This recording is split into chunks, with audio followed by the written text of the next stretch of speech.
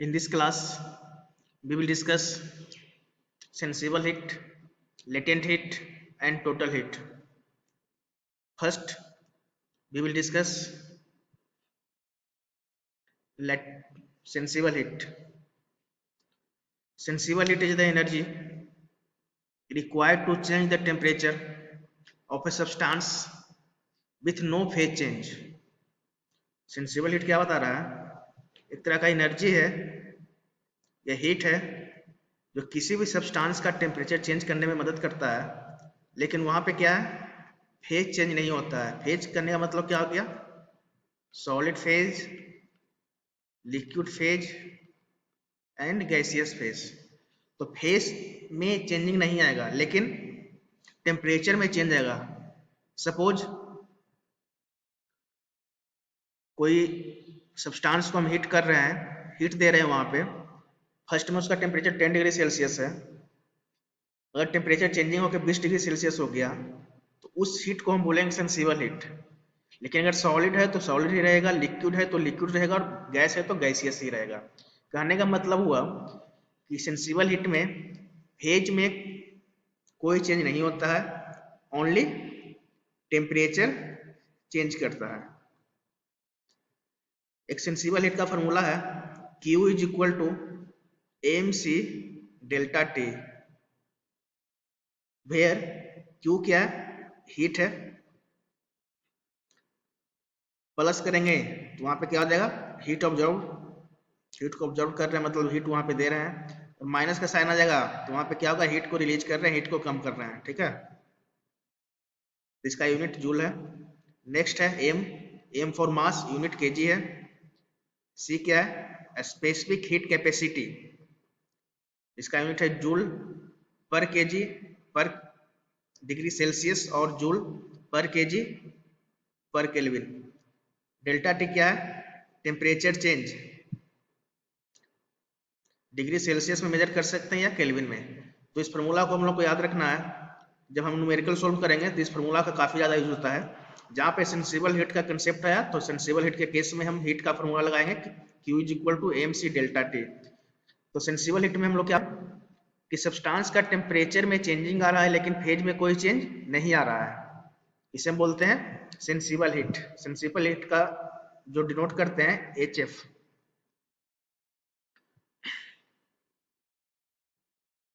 Next है latent heat. Latent heat, इसका दूसरा नाम है इंथैल्पी ऑफ एवेपोरेशन और vaporisation, which is denoted by HFG। तो लेटेंट हीट क्या होता है? Latent heat is the heat required to convert a solid into liquid और वेपर फेज या गैसियस फेज। वेपर फेज को हम लोग गैसियस फेज बोलेंगे, या लिक्विड इनटू सॉलिड। कहने का मतलब है कि जो लेटेंट हीट होता है, यहाँ पे फेज में क्या हो रहा है? चेंजिंग आ रहा है, phase change, but temperature no change. The amount of heat energy absorbed or released for a phase change is known as latent heat। तो latent heat में क्या हो रहा है? फेज चेंज हो रहा है लेकिन टेम्परेचर में कोई चेंजिंग नहीं है। फेज चेंज होने का मतलब क्या हुआ? अगर लिक्विड है, अगर लिक्विड है तो लिक्विड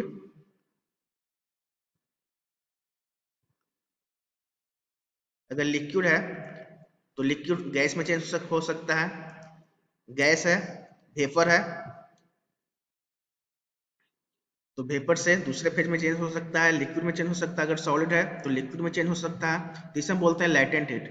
तो लेटेंट हीट में क्या देख रहे हैं हम? There is no change in temperature, no change in temperature. Latent heat के केस में क्या हो रहा है? टेम्परेचर में कोई चेंजिंग नहीं आ रहा है, only phase change. Latent heat और सेंसिबल हीट एक दोनों का जस्ट अपोजिट हो रहा है। सेंसिबल हीट में क्या था? फेज चेंज नहीं कर रहा था, वहां पे टेम्परेचर चेंज कर रहा था। लेकिन लेटेंट हीट में क्या है? फेज चेंज कर रहा है लेकिन टेम्परेचर चेंज नहीं कर रहा है। तो लेटेंट हीट का एक फॉर्मूला है Q is equal to ml, जहां पे न्यूमेरिकल में ये लगा कि फेज चेंज कर रहा है, तो वहां पे हम Q का हीट का फॉर्मूला लगाएंगे, Q is equal to ml, where Q क्या है, हीट ऑब्जर्व या हीट रिलीज, L क्या है स्पेसिफिक लाइटेंट हीट, और M क्या है मास। हम लोग सेंसिबल हीट में फॉर्मूला क्या देखे थे, Q is equal to m c delta t. इस फॉर्मूला को हम लोग कहाँ यूज करेंगे, जहां पे फेज चेंज नहीं हो रहा है, ओनली टेम्परेचर घट रहा है या टेम्परेचर बढ़ रहा है, मतलब टेम्परेचर में चेंजिंग आ रहा है, वहां पे हम इसको लगाएंगे। और Q is equal to ml है, ये फॉर्मूला किसके लिए है, लाइटेंट हीट के लिए है। तो लाइटेंट हीट का फॉर्मूला कहाँ पे यूज करेंगे, जहां पे फेज में चेंजिंग आ रहा है, फेज चेंज। ये दोनों फॉर्मूला को हम लोग को याद रखना है। नेक्स्ट है, this is the graph for latent heat, temperature versus heat supplied. First में क्या है, फर्स्ट में देखिएगा यहाँ पे सॉलिड है, ठीक है, यहाँ पे सॉलिड है, जो सॉलिड है और उसे हम हीट दिए, हीट को सप्लाइड किए, मतलब Q प्लस कर रहे हैं। तो यहाँ पे क्या हो रहा है, एक समय ऐसा आएगा जब सॉलिड लिक्विड में चेंज हो जाएगा। जब सॉलिड जब लिक्विड में चेंज होता है तो उसे हम बोलते हैं latent heat of fusion. Latent heat of fusion किसे बोलते हैं, जब सॉलिड लिक्विड में चेंज हो जाता है उसे हम बोलते हैं latent heat of fusion. Temperature remains constant as solid turns to liquid. यहाँ पे क्या हो रहा है, सॉलिड लिक्विड में चेंज हो रहा है लेकिन टेम्परेचर सेम है। हम हीट सप्लाई कर रहे हैं लेकिन टेम्परेचर सब्सटेंस का नहीं बढ़ रहा है, लेकिन फेज चेंज हो रहा है। सेकंड में क्या है, लिक्विड गैस में चेंज हो रहा है। जब लिक्विड जब गैस में चेंज होता है, जब लिक्विड जब गैस में चेंज होता है तो इसे हम बोलते हैं लाइटेंट हीट ऑफ वेपोराइजेशन। यहाँ पे क्या है, टेम्परेचर कांस्टेंट है लेकिन लिक्विड गैस में चेंज हो रहा है। तो ध्यान रखना है, लाइटेंट हीट के केस में temperature remains constant, only phase changes. Next है सेंसिबल हीट और लाइटेंट हीट के बीच में रिलेशन का graph, temperature versus energy. Temperature versus energy का ग्राफ है, ये आपको लाइटेंट हीट और सेंसिबल हीट को दर्शा रहा है।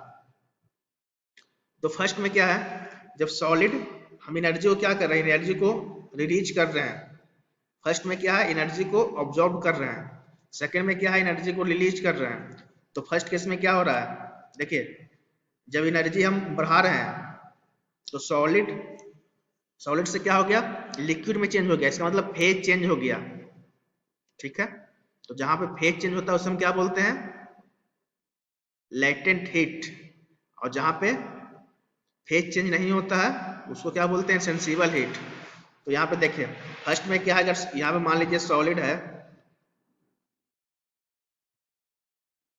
या अगर यहाँ पे सॉलिड है, अगर हम हीट को वहां पे बढ़ाया तो यहाँ पे क्या है कि सॉलिड सॉलिड में ही है, मतलब फेज चेंज नहीं हो रहा है। तो ये जो ग्राफ है यहाँ से यहाँ तक क्या किसका होगा, सेंसिबल का।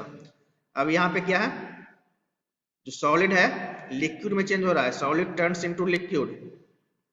तो यहाँ पे कौन सा कैसा क्या, फेज चेंज हो रहा था। फेज चेंज का मतलब लाइटेंट हीट, मतलब टेम्परेचर यहाँ पे क्या है, temperature is equal to constant, temperature constant है। फर्स्ट केस में क्या है, टेम्परेचर बढ़ रहा है ना, जब टेम्परेचर जब बढ़ रहा है, टेम्परेचर बढ़ रहा है लेकिन फेज में कोई चेंजिंग नहीं है, सॉलिड है तो सॉलिड ही है। सेकंड केस में क्या है, जब हम टेम्परेचर को कांस्टेंट रखें, एक मैक्सिमम टेम्परेचर तक पहुंचने के बाद टेम्परेचर जब कांस्टेंट छोड़ दिए तो वहां पे देखें कि solid turns into liquid, liquid में चेंज हो गया लेकिन वहां पे क्या है, टेम्परेचर कांस्टेंट है। नेक्स्ट में भी क्या है, अगर हीट को हम रिलीज करते हैं तो सॉलिड लिक्विड में चेंज हो रहा है, मतलब यहाँ भी फेज चेंज हो रहा है। तो this under comes under latent heat. Next क्या है, तो यहां से यहां तक क्या हो गया, यहां से क्या हो गया, लेटेंट। लेटेंट का मतलब क्या हो गया, यहाँ पे phase change and temperature remains constant. Next क्या है, हम टेम्परेचर को बढ़ाएं तो फेज चेंज नहीं हुआ, इट मीन सेंसिबल। तो कहने का मतलब क्या हो गया, सेंसिबल के केस में ध्यान देना है, सेंसिबल के केस में क्या होता है, टेम्परेचर चेंज होता है लेकिन फेज नो चेंज, ध्यान देना है। उसके बाद जस्ट अपोजिट लाइटेंट के केस में क्या होता है, temperature no change, it means that is constant. और फेज इसमें क्या होता है, चेंज होता है। तो ये डिफरेंसेस सेंसिबल हीट और लाइटेंट हीट के बारे में हम लोग को पता होना चाहिए। दो फार्मूला भी आया था हम लोग को, फार्मूला क्या आया था देखते हैं। Q is equal to m c delta t, किसके लिए आया था, फॉर सेंसिबल, है ना। और Q is equal to m l किसके लिए आया था, लैटेंट हीट के लिए। तो न्यूमेरिकल में जहां पे सेंसिबल का कंसेप्ट आएगा, कहने का मतलब हुआ जहां पे टेम्परेचर चेंज करेगा वहां पर Q is equal to m c delta t use करेंगे, और जहां पर फेज चेंज होगा टेम्परेचर कांस्टेंट रहेगा तो वहां पे फॉर्मूला लगाएंगे Q is equal to m l. Next है इंथैल्पी ऑफ सैचुरेटेड स्टीम और total heat of saturated steam. तो टोटल हीट क्या होता है, this is the total energy in saturated steam and is simply the sum of enthalpy of water and enthalpy of evaporation. कहने का मतलब हुआ जो टोटल हीट है, जो टोटल हीट है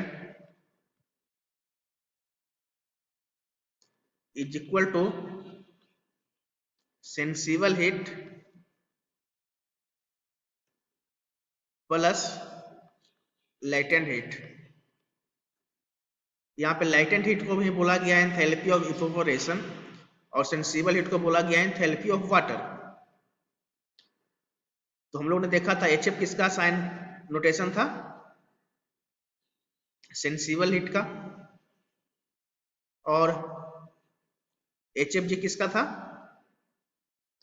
enthalpy of evaporation, it means latent heat का था। तो दोनों का सम करेंगे तो मुझे टोटल हीट प्राप्त होगा, total heat which is denoted by Hg। तो फॉर्मूला क्या आ गया, Hg बराबर HF प्लस HFG, एक नया फॉर्मूला आ गया। इसे हम लोग न्यूमेरिकल क्वेश्चन में यूज करेंगे। याद रखना है HF for sensible heat, HFG for latent heat.